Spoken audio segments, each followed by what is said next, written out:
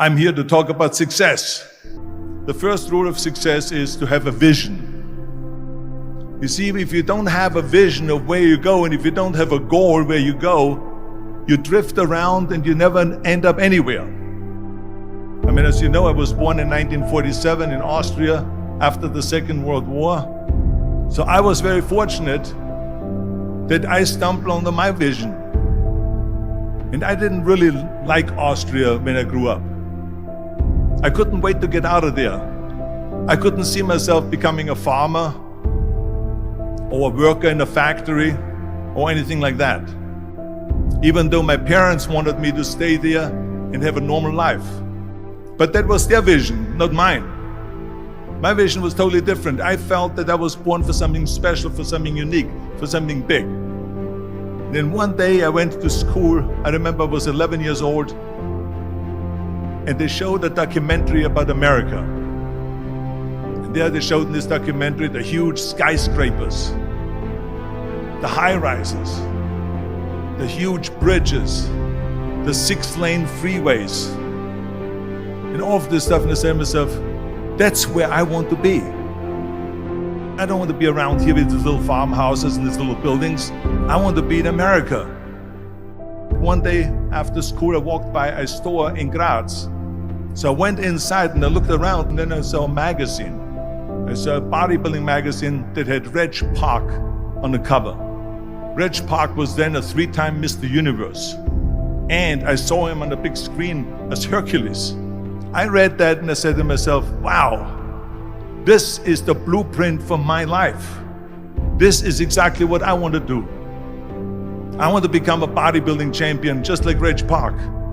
I want to get into movies just like Reg Park. And I want to make millions of dollars and be rich and famous just like Reg Park.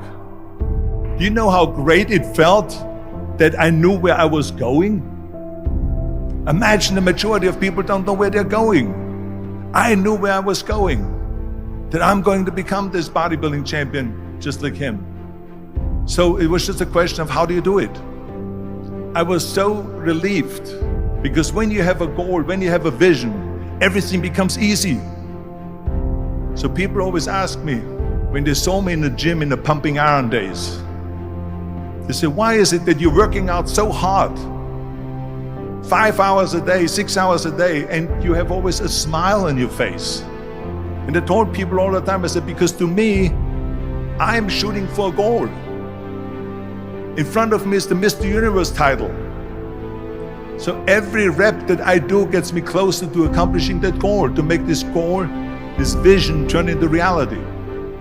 Every single set that I do, every repetition, every weight that I lift will get me a step closer to turn this goal into reality.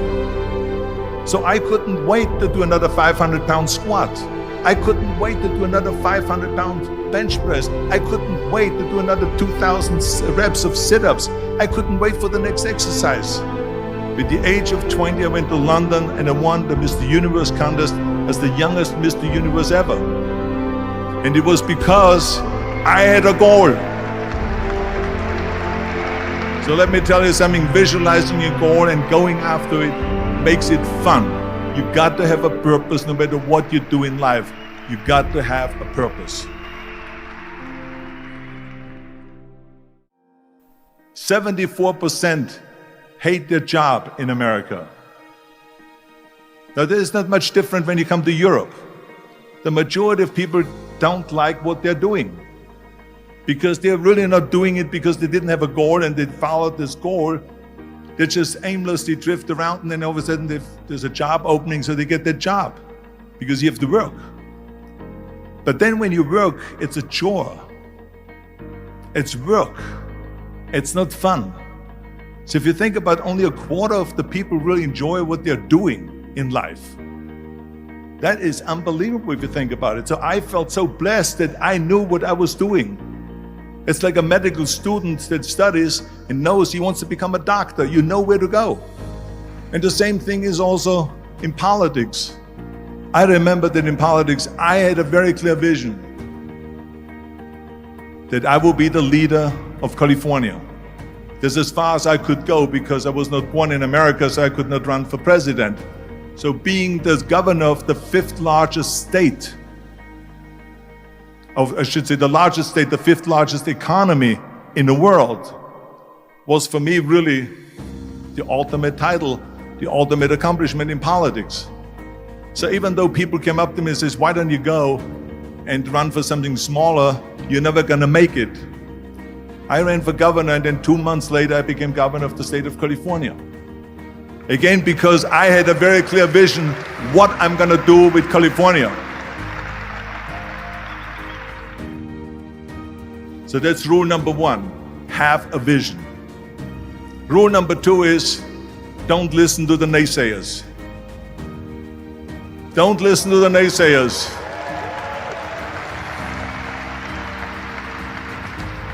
Everything I ever did, the thing that I heard out of people's mouth was, that's impossible. That can't be done. Or no. That is exactly what I heard, and of course I proved to the people that it can't be done. So whenever someone said to me, it can't be done, I heard, it can be done. When they said no, I heard yes. And when they said it's impossible, I heard it is possible. I'm a strong believer of what Nelson Mandela said, that everything is always impossible until someone does it. Well, I'm gonna be the one, I said to myself, I'm gonna do it and I'm gonna show it to them. Maybe it has never been done before. That's perfectly fine with me. But I'm gonna do it. And I did not listen to the naysayers.